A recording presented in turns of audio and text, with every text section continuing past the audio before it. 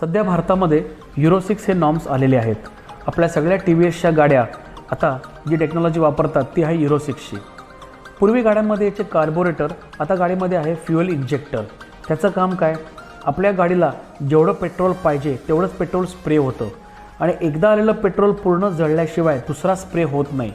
तुम्हाला फायदा काय मिळतो? चांगलं ॲव्हरेज आणि गाडी पोल्युशन कमीत कमी करते.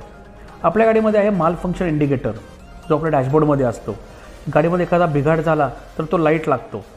आता बिघाड झाल्यानंतर आपण जर वर्कशॉपला गेलो तर सीटच्या खाली आपल्याकडे OBD पोर्ट आहे, ऑनबोर्ड डायग्नोस्टिक्स. त्या OBD पोर्टला कम्प्युटर जोडला की आपल्याला लगेच फॉल्ट कळतो. पूर्वी हा फॉल्ट कळायचा नाही आणि प्रॉब्लेम्स मल्टिप्लाय व्हायचे.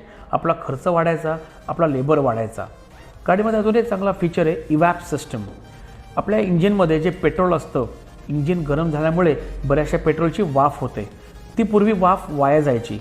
आता आपण काय करतो आहे, गाडीमध्ये वाफ थंड करतो आहे आणि आपल्याला परत पेट्रोलचे ड्रॉपलेट्स मिळतात, ज्याने आपल्या गाडीचं मायलेज वाढतं.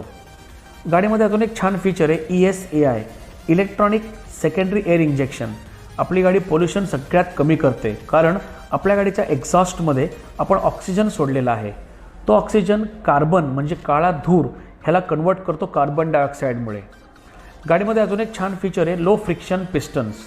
आता गाडीमध्ये जे घर्षण असतं इंजिनच्या आतमध्ये ते खूप कमी आहे, त्यामुळे इंजिनच्या ऑइलचं लाईफ वाढतं, इंजिन जास्त गरम होत नाही आणि गाडीचं लाईफ वाढतं.